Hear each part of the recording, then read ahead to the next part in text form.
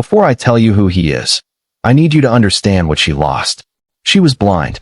She was 22 years old. She was alone in a hospital bed with no shoes, no family name that mattered to anyone in that building, and a belly that told a story she had refused to speak out loud for 7 months. Her mother stood in the corner of that cold white room, still wearing her housekeeper's uniform, still smelling like someone else's fabric softener.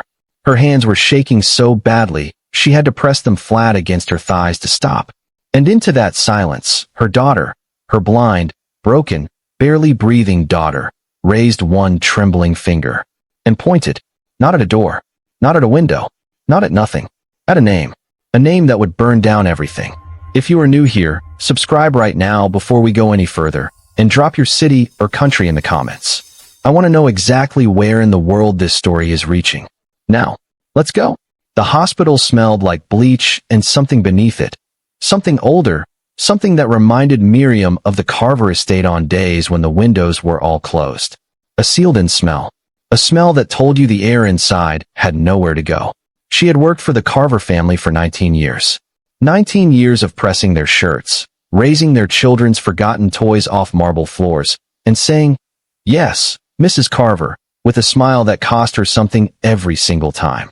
And now she was standing in a public hospital corridor at 11:48 at night, waiting to find out if her daughter, her Lena, was going to survive the birth of a child Miriam still didn't fully understand.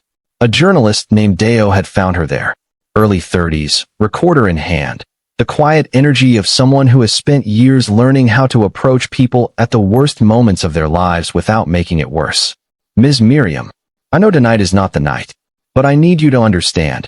If what your daughter told me is true, people need to hear this." Miriam looked at him for a long moment. "My daughter has never lied. Not once in her life. She doesn't know how." She said it the way women say things they've had to repeat so many times they no longer sound like pleas, they sound like facts. Cold, hard, immovable facts. Inside the room, Lena lay still. Her eyes, which had not seen anything since the accident that took her sight at 16, moved faintly beneath her lids like she was searching for something even in the dark behind them. A monitor beeped. A nurse wrote something down. And somewhere across the city, in a tower that touched the clouds and a penthouse that cost more than this entire hospital floor, a man named Elliot Carver was at a dinner table, laughing. People ask how something like this could happen. How a girl like Lena, careful, quiet, the kind of person who counted her steps so she never walked into anything unexpected, how she could end up in a situation no one saw coming. And the answer is the same as it always is. It happened in the parts of the house no one was supposed to notice. Miriam had brought Lena to the estate only out of necessity. A medical appointment canceled. A babysitter unavailable. Lena was old enough to sit quietly, Miriam told herself. She could listen to her audiobooks in the servant's kitchen. She wouldn't be in anyone's way. And she wasn't. For months, she wasn't. But Elliot Carver, the youngest son, 34 years old, heir to the family's investment empire, noticed her. That much was clear in hindsight. The way he would appear in the kitchen doorway when Miriam was in another wing of the house. The way he spoke to Lena, not with cruelty, but with something more dangerous.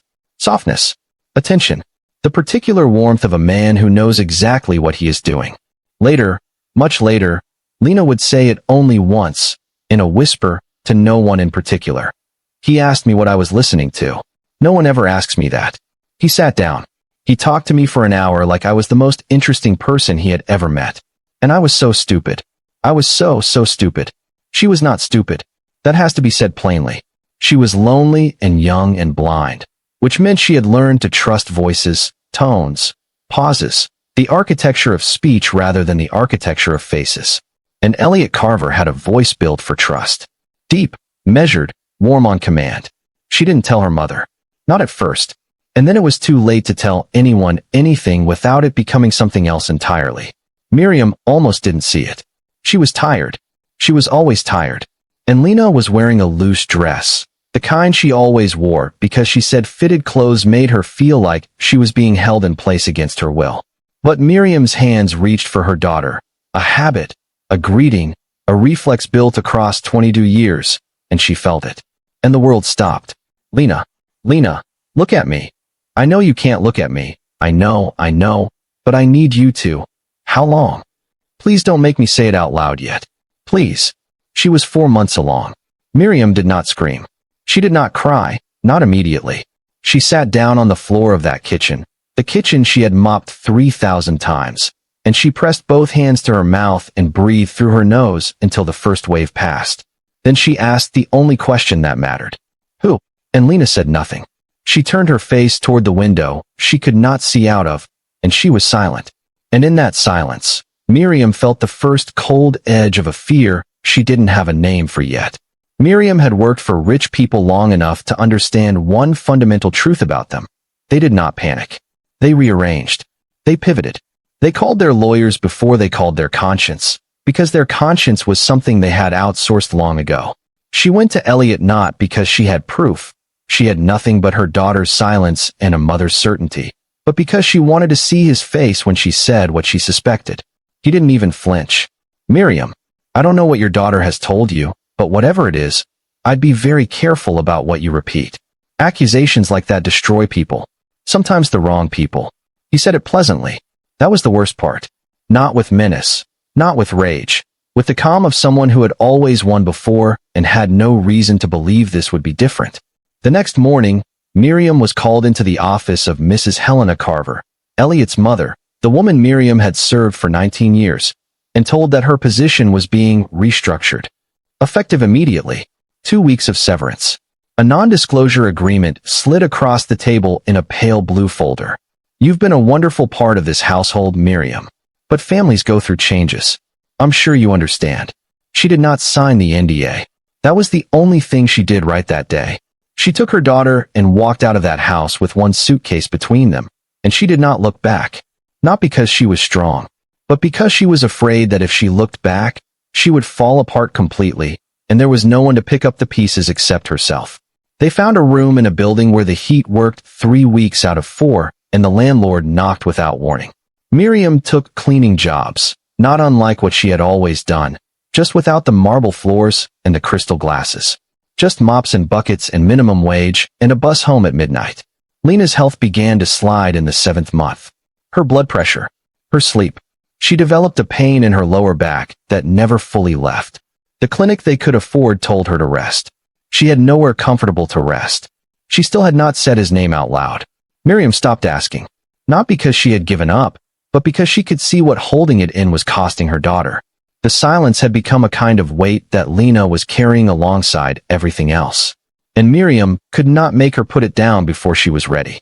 Some nights Miriam would sit beside her daughter in the dark and hold her hand, and they would not speak. And in that silence was an entire world of things that had been done to them that they had no language for yet. The baby came early. 6 weeks early. On a Tuesday, during a thunderstorm. His name was Noah. He was small and loud and absolutely perfect. And when the nurse placed him in Lena's arms, Lena laughed. An actual, real laugh. The kind Miriam had not heard from her in 7 months, and pressed her lips to the top of his head. And then, 48 hours later, Lena's body, which had been holding on through sheer force of whatever will the body holds that the mind doesn't always know about, stopped holding on. She was 22 years old. She never said his name. Not to Miriam. Not to the nurses. Not to anyone who could have written it down in an official place. But she said it once. Into the small ear of her sleeping son, on the last night she was conscious. She told him. She made sure he would always know, when the time was right, when he was old enough, exactly where he came from. Miriam heard none of it. She was asleep in the chair in the corner, because she had not slept properly in 3 days. That is the detail that will haunt her for the rest of her life. 6 weeks after Lena's death, Miriam received an envelope. No return address. Inside was a single document, a DNA analysis, and a name she had never heard before. Addictive Carver. Miriam sat with the envelope for 2 hours before she opened it. She was feeding Noah, and he was looking up at her with eyes that were starting to clear, starting to focus, and she kept thinking, he has her eyebrows. He has her mouth. He has something in his face that doesn't look like anyone she knows. The document was clinical. Cold. 3 pages of numbers and percentages and genetic markers. But at the bottom, someone had written 3 words in handwriting that suggested speed, urgency, and fear. He has done this before. The name Addictive Carver appeared in the genetic results as a partial sibling match. A child the Carver family had quietly absorbed into a trust, never acknowledged publicly, and shipped off to a boarding school in another country at age 7. A child no one in the family talked about, because the family did not talk about mistakes. They buried them. They funded them into silence. They gave them a last name as a transaction and called it generosity. Elliot Carver had a pattern, and someone inside that house, someone who had finally seen enough, had decided that Lena's death was too much. That this time, the pattern needed to be broken. Miriam read the document 3 times. Then she looked at Noah. Then she called Deo. The segment aired on a Thursday morning. Deo's outlet had spent 3 weeks verifying everything.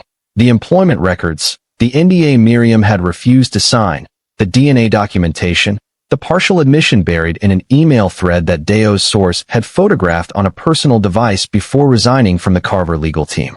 Miriam did not dramatize anything. She spoke the way she had always spoken, plainly, carefully, with the precision of a woman who had spent her whole life being dismissed and had therefore learned to leave no room for dismissal. She named dates. She named rooms. She described the hallway where Elliot had said those measured, pleasant words to her that were designed to sound like reason and were actually a threat. And your daughter, Lena, she never made an official accusation before she passed? Miriam looked straight into the camera. She made it to me. In a hospital bed, when she was dying, she raised her hand and she pointed. She didn't need to say the words. A mother doesn't need words. The segment was viewed 47 million times in the first 36 hours. Elliot Carver's lawyers released a statement within the hour. Words like categorically false and deeply misleading, and this family's thoughts are with the child. 3 board members of Carver Capital quietly resigned by end of business that day. 2 more by Friday morning. A major acquisition the company had been negotiating for 18 months collapsed by the weekend. Helena Carver was photographed entering a private vehicle outside her building, her face turned away from cameras. She did not make a statement. She had spent 40 years not making statements about things her family did. One more silence, perhaps, felt like nothing to her. But the world was watching now, and the world had decided. Elliot Carver did not go to prison. That has to be said plainly, because the truth matters more than the version of this story that feels satisfying. He was investigated. There were hearings. There was testimony. His lawyers were exceptional, because wealthy men always have exceptional lawyers, and the law moves at its own pace and in its own directions and does not always arrive where you think justice is. But he lost things that could not be bought back. His name, his position, the particular kind of confidence that comes from believing you are untouchable. The board of Carver Capital voted him out quietly, in a closed-door session, 3 months after the broadcast. No announcement. No press release. Just a name removed from a letterhead. He sent Miriam a letter. She found out about this from Deo, who had a source inside the Carver legal team. The letter, apparently, expressed deep regret for any pain the situation had caused. Not an admission. Not an apology. Deep regret for any pain the situation had caused. As if the situation were weather. As if it had arrived from nowhere and affected everyone equally. Miriam did not respond. She had nothing left to say to him. Everything she had needed to say, she had said on television, to 47 million people, with her daughter's son on her lap. That was enough. That was, in fact, the only kind of enough there is. Adiz Carver, the other child, the buried one, now 19 years old and studying architecture in another country, saw the broadcast. She called a journalist of her own. She is still talking. There are mornings now when Miriam forgets, briefly, to be sad. When the coffee is hot and Noah is making the particular gurgling sound he makes when he is content, and the light comes through the window at an angle that makes the whole room look temporary and gold. And then she remembers. And the remembering is its own kind of grief, not the violent, breathless grief of the beginning, but the settled, permanent grief that becomes part of the architecture of a person. The thing you build your days around rather than the thing that tears them apart.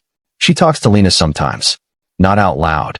Just internally, in the private monologue that runs beneath all the practical noise of keeping a baby alive and fed and warm.